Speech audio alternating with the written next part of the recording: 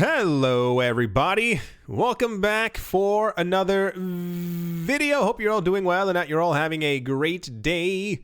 To start things off, following a recent meeting of the G20 finance ministers and central bank governors on the current world issues, International Monetary Fund Managing Director Kristalina Georgieva, who we just spoke about as well before, says negative global growth in 2020 will be driven by a recession that is as bad as, or possibly worse than, the 2007 to 2008 financial crisis. Despite a bleak outlook for 2020, Georgieva predicts a recovery in 2021, provided nations prioritize strengthening their systems to prevent further what's happening. She said, all countries need to work together to protect people and limit the economic damage. This is a moment for solidarity. The problem is, and sorry for saying it, we know that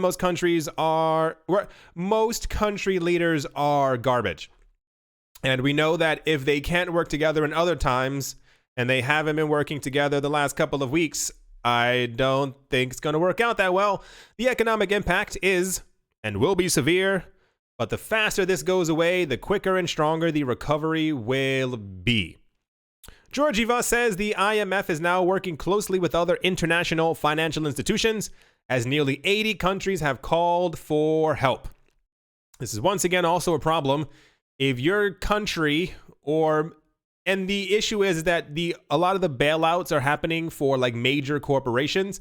If you as a corporation have trouble after 5 weeks, and you already have no money, no reserves, that means there's probably something wrong with your business. Same exact way with countries, but that's an entirely different discussion, and I don't have the energy for it.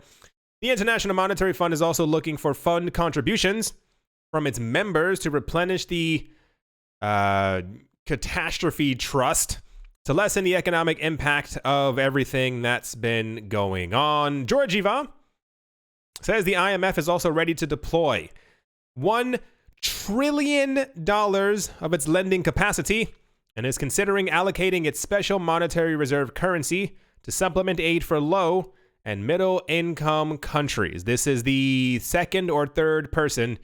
First of all, we had what was the last time we heard from Georgieva was that the world is officially in a recession.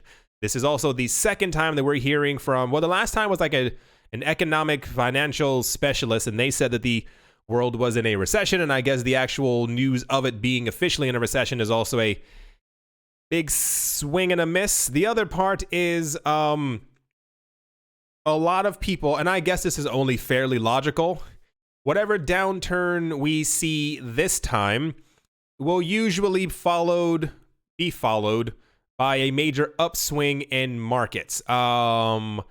If it's predicted that the recovery won't come for another 8 months, we can only assume it's going to be a really big downtrend. And the last 2 months, we've already done worse or nearing worse than where we were in 2007, 2008.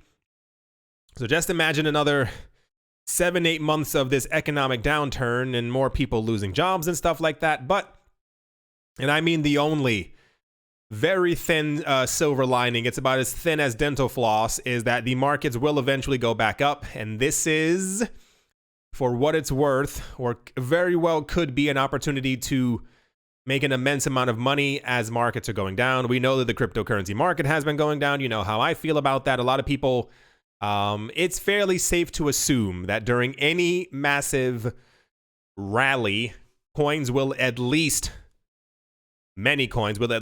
do a 100% rise. What was the news that we had yesterday? I think Monero, even as prices were going down, still managed to go up by 99%.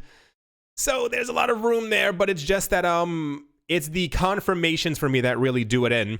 No matter how many other world leaders or economists or people in government kept on saying, it's okay, it'll be fine, things will be better, it's okay, it's not that bad, recovery in a couple of days. It's not going to be days, it is without a doubt going to be months. The shock waves of what we are dealing with right now will be here with us for the next 10 years. We still feel the after effects of the 2007, 2008 crisis right now, because once again, it wasn't fixed.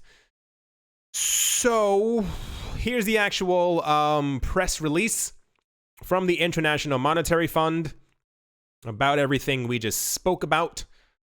Yeah, it's I see a lot of comments in the comment section, people saying that we are witnessing the end of capitalism in the current world market as we know it.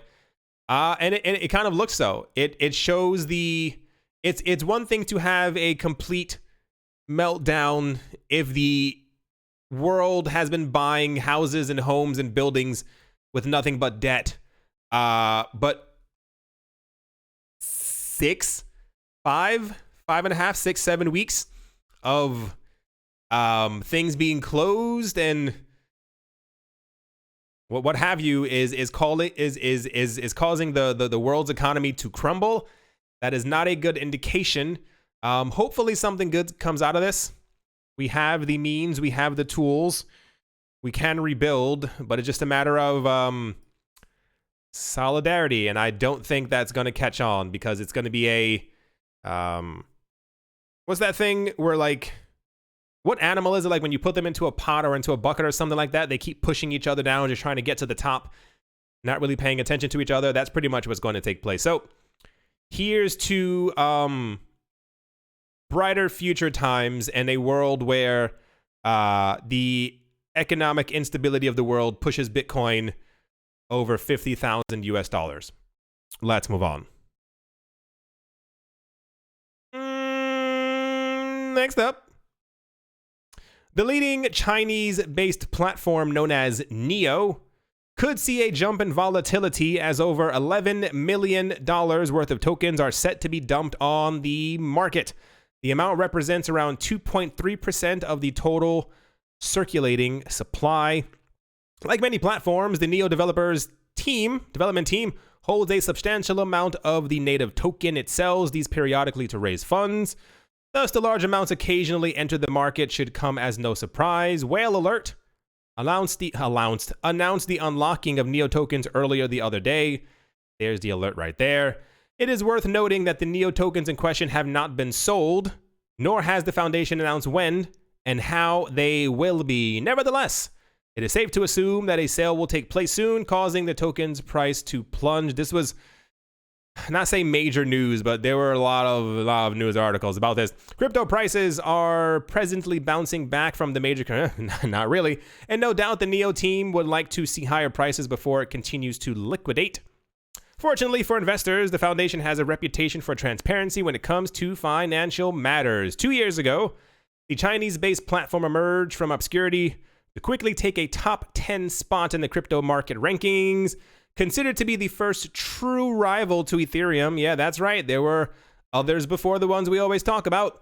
Neo's key selling point was their ability to create a decentralized applications, or dApps, in commonly known coding language, because apparently, so saith the coders, Ethereum is apparently a bit more difficult to code on than other platforms. The hype around Neo has since faded. That's an understatement. Like most altcoins, its market value has collapsed since early 2018, and its market rank continues to slip. Its greatest challenge has been the emergence of strong rivals such as VeChain and Cardano, which also promise to carve out places in the dApp space. Sure. I guess the news is that people need money and they're selling their crypto to make said money. We don't hear a lot about Neo at all anymore. Neo was a very big topic many years ago when it was the hello to you out there who screamed at me and told me that I was making a mistake for not investing in Neo. And I said, usually I try not to be too sarcastic, but if I see like a really weird comment, I just tell people like, let's talk about this again in 2 or 3 years. Just as a let's talk about this in 2 or 3 years. It's not that I'm even correct. We knew from the get-go, before Tron came about, Neo was supposed to be the coin to knock Ethereum out of its ranking, but the problem was that Neo was incredibly centralized. It was also a coin from China, which a lot of people did not like because they had complete control over the platform. And this is why a lot of people stay away from Tron, and also why we see this like a megalomaniac type feeling whenever Justin Sun buys something. He wants complete control over it. Anyway, the entire point being, sure, we see this across multiple major cryptocurrencies. Miners are also selling off their crypto that they're mining, and major crypto companies are selling off to be able to make funds to do whatever they need to fund. As always, only the strong will survive in this game. I give you my opinion on what I believe are the best picks for the market. I can assure you right now, in a couple of years, I give it 5 years, a couple of these between Neo, Tron, Cardano, VeChain, I can't even think of any other names. You know exactly which coins I'm talking about. Probably only 2 will be around. And I mean like in the top 50, top 100. The other ones may linger, but they're not going to be used. They're not going to be popular. So always make sure that you invest in, if you want to be certain, just invest in what's at the top. Because things like this happen. Anyway, that's the Neotron huge crash tokens unlocked developers whale alert news for today. Next up, in really weird, you'll see why it's weird, news, about 11% of all Indonesians own some form of cryptocurrency, according to a report by Hootsuite, which cited Global Web Index. With over 270 million people, Indonesia is the 4th most populous country in the world. I didn't know that. That's crazy. 4th. Wow. And the fact that 1 out of 9 citizens owns cryptocurrency demonstrates a rapidly expanding adoption level. Indonesia is the 6th country by crypto adoption, only behind the Philippines, Brazil, South Africa, Thailand, and Nigeria. The Philippines leads the top with 17% of the population owning some cryptocurrency. This is actually a really crazy chart. For those of you not looking at the screen, this gives me hope for the future. That there's such a huge amount of people in these countries, even if it's something 7% is still, cryptocurrencies are not that old. They have not really solidified themselves as a proper financial system, and I say that only because if you look at a lot of the coins in the top 50, top 100, a lot of them are garbage, and they remain in the top 47, 45, 35 coins with like $80,000 daily volume. That's garbage. So the fact that crypto isn't a super mega established industry, and we still have a huge amount of people around the world who are owners of crypto, is quite nice. Leading the pack, Philippines, Brazil, South Africa, Thailand, Nigeria, Indonesia, Colombia, Turkey, Argentina, Malaysia, Portugal, Austria, okay, Romania, Singapore, Spain, UAE, Switzerland, Vietnam, and Mexico. I'm happy about a lot of those places, if not nearly all of them. It's more of a lot of those that I said are countries that are in economic dire straits. Their economies are not doing well. A couple of them you may have remembered, we spoke about them before, that their fiat currencies are currently inflating, if not hyperinflating, about a good 18% per year. So it's good to get news like that within these countries there's, because I'm not in those countries, so I can't really say for myself how much the, industry is growing, but it's nice to see a growing industry where it is needed. More Indonesians prefer to hold crypto, as the national currency, the Indonesian rupee, is gradually devaluing. This is happening in a lot of countries, not only in Lebanon that we were talking about before. This is all over the place. A lot of these currencies were being devalued like a year or two ago, and it's only just continuing. We talked about Turkey before as well.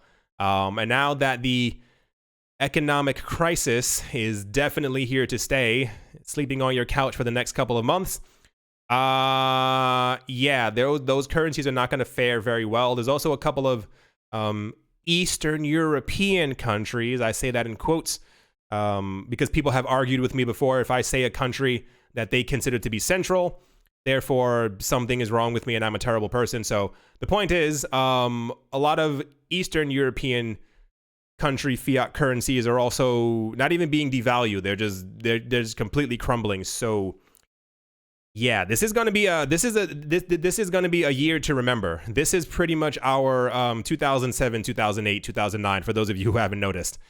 This is it. The 11% figure is impressive considering that only about 64% of Indonesians have access to internet from any device. The other weird part, like I said, the report was discussed on Twitter. Though not everyone agreed with the figures, some locals said that it's highly unlikely that 11% of Indonesians own cryptocurrency, and the number is exaggerated. Here's a chart right here. Not going to read through that. Too much words and numbers. Here's the other thing right there. The same report says that about 7% of the world's population owns at least some Bitcoin or some of the altcoins. This would mean that more than 546 million people around the world own crypto. That figure is way higher than the estimates and is usually estimated around between 50 to 100 million people around the world hold some type of crypto, and it's not exclusively Bitcoin, as there are many people out there who do not own any Bitcoin, and I hope for your future. Yeah, so it's nice to see in general that these reports are being released, that we know that there is an upswing in the amount of countries and people who are buying, owning, and potentially, hopefully, holding cryptocurrencies. As I expect more banks and institutions to get into the space within this year because, economic collapse. They're going to be looking for some other way to make money. And when they start buying more Bitcoin and they start buying more Ether and they start buying more XRP and not selling it because it's in their reserves, and then everyone else around the world and all of these countries tries to get more and the prices are insane, well, then it's bad for them. So it's good that they got in early. Anyway, I like news like this. I think it's also good to once again keep in mind that sometimes we do get us-centric and think that it's only just us in our countries, wherever we might be, that are in the cryptocurrency space. It's good to note that there are millions, if not tens of millions, if not hundreds of millions of people who have some form of crypto. Let's move on. And probably one of the nicest news stories ever. I mean, it just doesn't get any better. Ernst & Young, the court-appointed bankruptcy trustee for the defunct Canadian crypto exchange QuadrigaCX, has been asked to submit all of the exchange's user information to the Canadian Revenue Agency. How nice, right? Court documents filed with the Ontario Superior Court of Justice on the 24th of March detail the demand, which spans 750,000 documents on the exchange's 115,000 customers. They said the trustee has advised CRA that its intention is to simply produce a copy of the full e-discovery database, redacted only for the privilege, in response for the CRA production demand. The requested data was collected by Ernst & Young from both internal and third-party sources, spanning personal user information, account balances, and transaction histories from 2016 until 2018. For those of you who don't know, apparently there was a hack. There was something that happened with the Canadian exchange, QuadrigaCX. Glad I never used it. Just throwing that out there. And apparently a lot of people lost their money. The issue is that while people lost their money, the Canadian government also wants their money. They want their slice of the pie. So people who did maybe lost money, maybe made some money even after they were robbed, the government still wants their slice of the pie. So this is why, it was a joke when I said in the beginning that this was great news, because it's not. This ties directly into the next one. And when I found the next article, it made me a little glimmer of hope, because things like this are going to continue. When we're here in the recession, as governments lose money, can't find money, are desperate to make money, one of the ways that they're going to try and squeeze the rest of the juice from that orange is they're going to come after people who they assume have done something wrong, even if they have not. and they're going to have all of your information. Like, they're 750,000 documents from 115,000 people who use that platform will now be exclusive information for a third party, dare I say. While this may get you down, hopefully the next one gets you up. I think I said that wrong. Oh, here's the actual court order. Here's the court order from the Superior Court of Justice Commercial List about everything we were just talking about. Wonderful. Let's move on. Next up, new on-chain data suggests that Bitcoin investors are paying close attention to their funds amid the recent crypto crash and rising global economic turmoil. According to the crypto analytics firm Glassnode, cryptocurrency traders are withdrawing their Bitcoin and other cryptocurrencies from exchanges at a rapid rate and moving them to private wallets, bringing the amount of Bitcoin on exchanges to their lowest levels in approximately 8 years. Hello to you, one of my very good friends. He knows exactly who it is. I don't have to say his name. He bought a couple of ledgers a couple days ago with the affiliation link that's in my description. Just had to plug that in there because he also is very smart, and he caught on a couple of weeks ago, that all this stuff that's going on, the clamp down is probably going to start happening to many cryptocurrency exchanges. Don't forget, a lot of major cryptocurrency exchanges also have bank charters. And when they have bank charters, they're going to treat your money as if they were a bank. So if at some point there's any type of issue, it could happen. Don't think that this won't, where you're trying to get your money off and they tell you no. Well, you won't be able to get your money off. It's happened to me a couple of times. I've tried taking, this was years ago as well. This was before an economic downturn and or a recession. I tried to take my money off of, there's a reason. There's one crypto exchange you know I don't like, and it's not the Gemini twins. Tried to take my money off. It took about a good 18 days for the entire thing to go through because they kept on telling me, no, we're sorry, you have to give it a try. Like, it was all these little things, and I was like, okay, I got it. So this is why I don't usually use cryptocurrency exchanges. They said, despite the volatility, Bitcoin holders appear to be withdrawing their funds from exchanges. Outflow has been increasing daily since the 18th of March, according to our labels. Bitcoin exchange balances are at their lowest they've been in 8 months. And there's a little chart right there. I'll tell you right now, just to give you an idea, I make sure that my crypto is on either ledgers, on other types of wallets. I don't like mobile wallets. It's just something about them. I don't like the idea of something about them. I don't know exactly what it is. I only have anywhere from 2 to 5% of all the crypto I own on different exchanges, like very well-known exchanges, as a hedge. Should my ledgers vanish, disappear, should things I have on other computers vanish, disappear, I still have a bit of a backup. But there's no way on this earth that 100% of all the crypto I own would ever be on exchanges. Not going to happen. I think a lot of people have not been here during the really rough times in 2015, 16, 17, when crypto exchanges would launch and then they would disappear. About 6 weeks later, this was a very big thing. People lost millions, especially as the cryptocurrency market was shooting up in 2017. This became a really big problem because these exchanges, or rather people would make really pretty websites. It's very easy to make a pretty website. It may take about a good 3, 4, 5 days if you know the right people. Deposit your stuff with us, keep your stuff with us, and they'll have trading volumes, or rather they'll show you numbers on the screen that indicate that they have trading volume. At some point what was the name of that other website? It wasn't Poloniex. It wasn't Mt. Gox. There was a really popular one about 3 or 4 years ago. I don't remember what it was. And I think I had, oh gosh, I can't remember how much I had on it.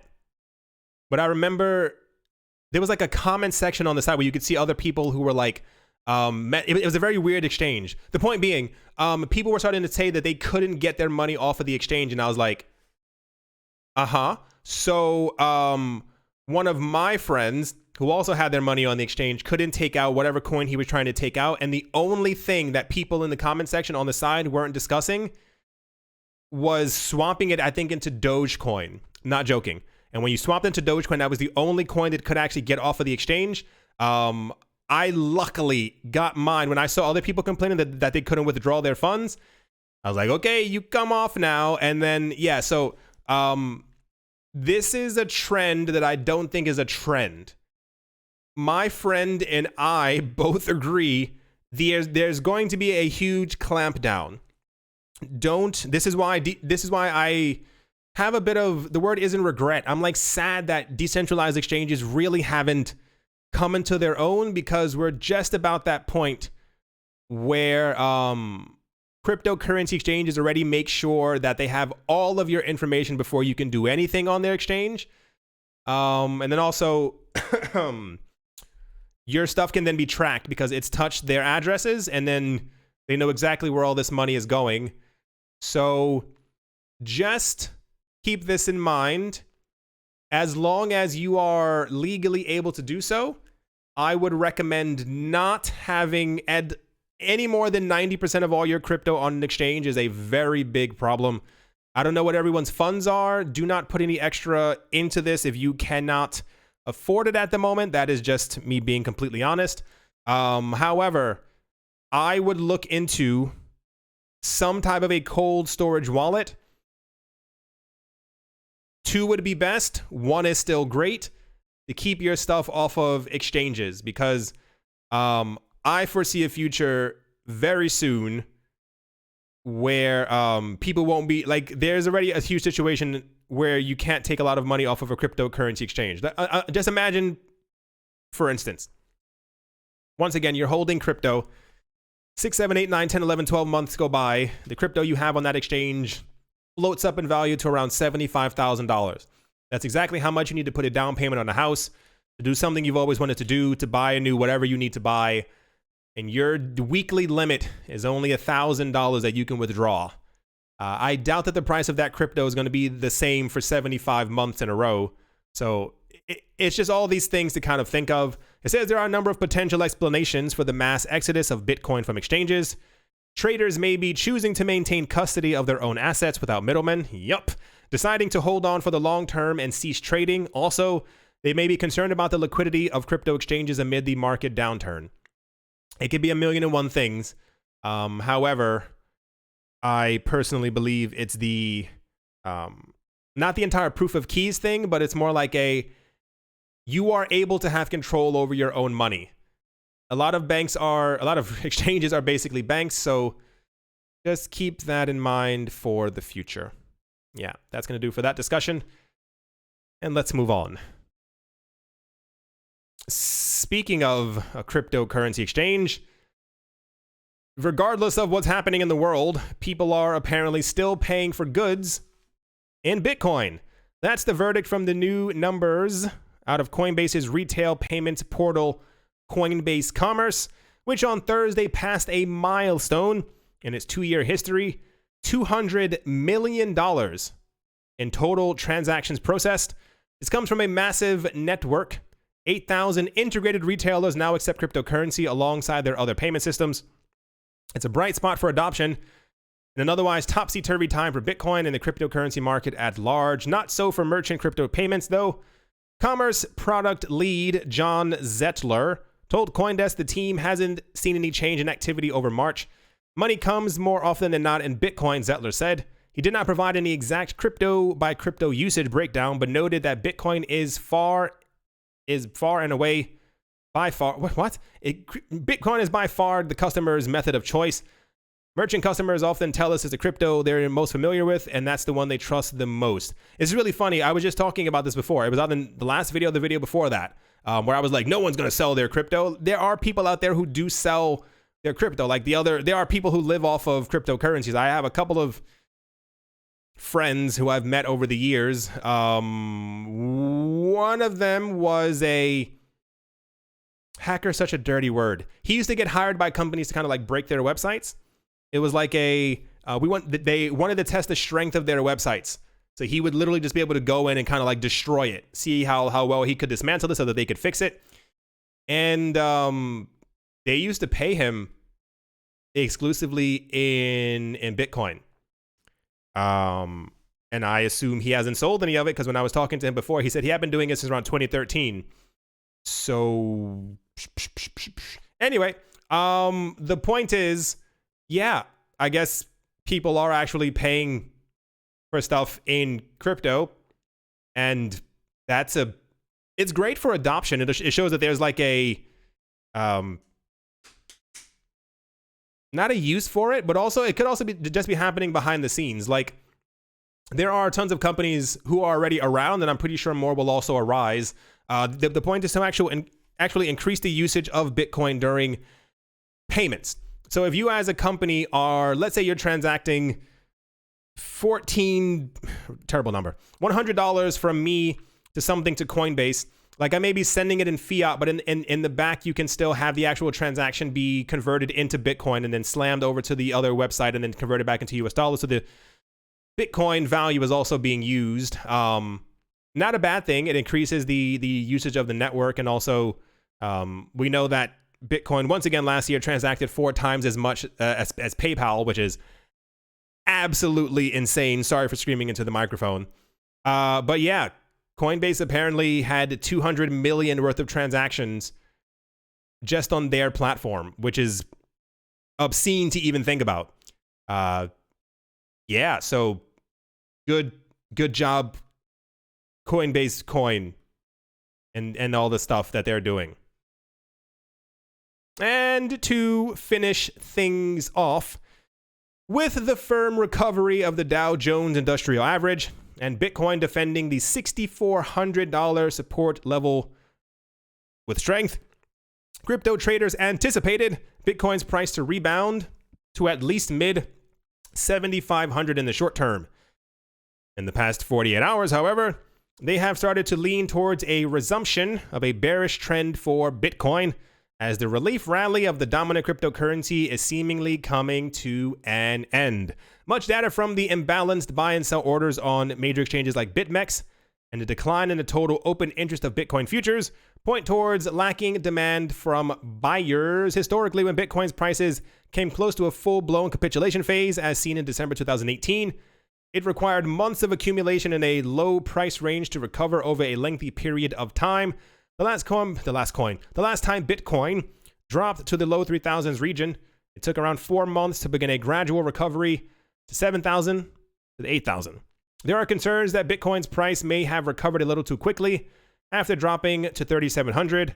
And as the biggest whales in the crypto market, like Joe 007 explained, such a short-term V-shaped recovery after a major correction never occurred in the crypto market in the past. But it's also, I don't like the word correction, because it assumes that something was wrong with Bitcoin or the market and that things had to be corrected.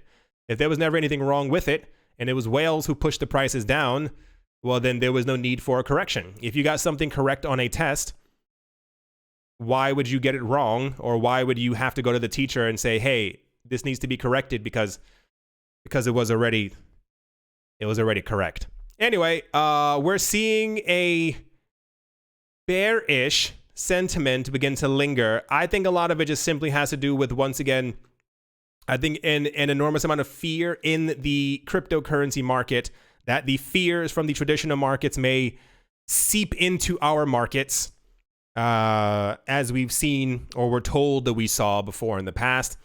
I still don't really, I think the only major thing right now is that the entire world is panicking, and also that Bitcoin miners have shifted their computational power to help the current world problems. Besides that, accumulation is still happening. We haven't heard anything really negative from any major sources. The only negative news is that the other news is negative, and therefore our news is going to be negative. But I think it's important to anticipate a drop down. Don't assume that if we go down a bit that we'll simply shoot back up. Assume that we can hit 3,000 once again, as we did a year and some change ago, because we're also going through a period where we didn't have what was going on months ago to what's happening now is different than what happened 13 whatever months ago. So just something to keep in the back of your mind. But yeah, I guess not much more to really say about that. It depends on where you really look around for news. I'm seeing some negative posts start popping up once again, but a huge amount of both markets, whether it be traditional and or crypto, think that we're going to potentially see a very huge recovery when markets recover. It's just a matter of when that will happen. No one knows if it's going to be next month or if it'll be sometime after the summer. But the good times will return. It's just going to be a very drab party for a while. I hope you all enjoyed. Hope you all are having a great day, a great morning, a great afternoon, a great evening, wherever you are, wherever you might be. Hope it's absolutely fantastic. Thank you all once again for watching my news I missed. And I do hope that you all, I forgot to end the video. I hope that you all, thank you all once again. There we go. And I'll see you all soon. I'm terrible. See you.